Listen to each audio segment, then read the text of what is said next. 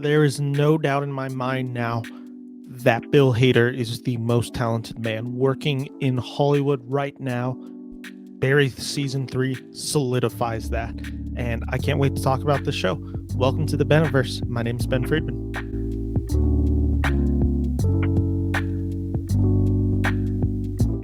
So today I am reviewing the HBO show Barry, which is on its third season. This show follows Barry, a hitman who moves out west to become an actor, but his past just follows him. Now, I'm not going to give a breakdown of season 1 through season 2. I'm assuming if you are watching my review on season 3 of Barry that you've watched the show, you know what's going on. So I'm just jumping into it, deep dive.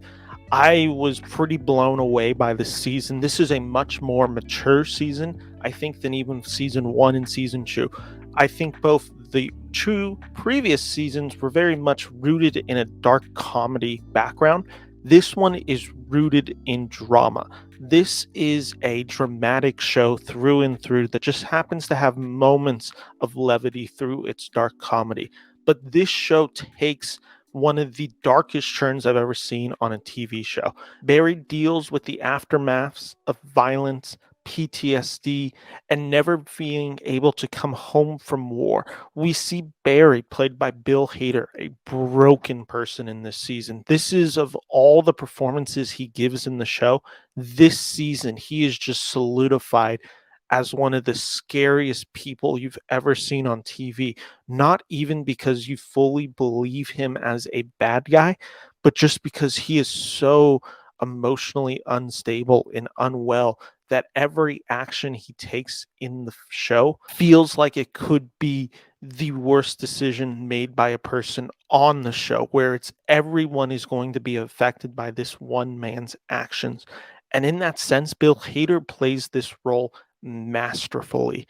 This is a performance that is shocking for TV. As an actor, I can't even believe Bill Hader was able to tap into this. There is something just about his eyes. He's able to capture something so brilliant with his facial expressions. And the director, Alec Bird, and Bill Hader are not afraid to just zoom in, and you're just stuck looking at this character and seeing the humanity lost in his eyes. It's a pretty stunning effect, and it works so brilliantly throughout the show, where you just see this guy further and further descending into madness.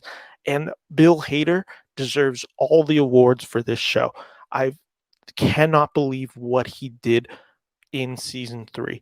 This is a guy who directed a majority of it, wrote it all, produced it, and starred in it. This is his show from beginning to end, and season 3 just feels like a guy just getting a lot out of his chest. I would describe Hader's writing style of that of a Kurt Vonnegut, where this is a man who is exploring violence, anti-war sentiment, mental illness, Christian philosophy. All of these ideas are captured in season 3 in a really beautiful way. And it just has this tone about it that's so nihilistic in its approach. Much of the show just feels empty. It feels devoid of emotion because this character of Barry is just walking through life completely numb. And it doesn't even feel like the consequences feel real because there's this airiness to the show where everything almost feels like it's in a dreamlike state because Barry himself has so far disconnected from reality that there doesn't feel like there's any ground for this character to stand in. And it's one of the effects that makes the show so special. And it can also be a little off putting for audiences. I found myself liking the direction that they took it in. But at multiple times in the show, I think this effect makes it feel a little meandering and you're left wondering where this is going. But let me assure you, get through the end of season 3 because it is a shocking finale that just changes the game of what this show is and what this show can be. Everyone in Barry comes to play this season. Henry Winkler is fantastic as Gene Cousineau. His and Barry's relationship takes a very different turn from where I thought it was going to go at the end of season 2, but nonetheless, I did find it quite satisfying. Stephen Root as Fuchs gets a lot to do this season, and he's always kind of just over encompassing everything. I don't think there's ever really a moment where he and Bill Hader come face to face, but his presence is felt throughout, and you can just feel this manipulation of just this small guy who's controlling Barry. And the one cast member that I think just like came out roaring in this season was Sarah Goldberg as Sally. Her character is supposed to represent the darker side of Hollywood, this self centered, unloyal, cruel facade that is Hollywood, and her character plays it really well. You feel his effect taking hold of the other characters, and they start acting in very different ways because of who Barry is. And when characters do stuff in this season, it feels like an extension of Barry's reach. And it makes for this beautiful portrait of the repercussions of violence, where we see characters struggling with enacting it, we see characters struggling with getting past it, and we see characters that are being influenced by it. And it all makes for just this really explosive season that I will say feels slow at times. This season can feel very drastically slower, especially when compared to season 2, which was much more explosive, because this season is so much more internalized. And in particular, the character of Barry, you know something has to happen to him. I was jaw dropped with the season finale. It is shocking to say the least, and it really got me excited for season 4. I think the best comparison for Barry season 3 is Breaking Bad season 5 part 1, where it's everything being set up for an explosive finale, and that's where it feels like this show is. It feels like all of these characters are being placed in a very specific way to get to the culmination of what will be season 4. I would be absolutely shocked if this show ran above season 4. I think that the characters where they are make for such an interesting way to start wrapping up the show in season 4 and maybe giving us one of the best seasons of television we've ever seen. With that all said, I understand why people may have an issue with this show.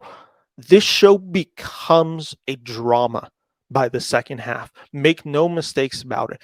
The fact that it's going to be considered a comedy in the Emmys is pretty shocking to me, because Bill Hader's best moments in the show are purely rooted in drama, and the show's strengths this season are completely on a dramatic side. That is not to say that there isn't comedy within this season. There is one particular joke involving a Bluetooth device that I found hysterical, but that's not the point of the show anymore. It's become so much deeper, and the laughs feel so much more drained because these characters are just so exhausted by the end of where we get to season 3 with them.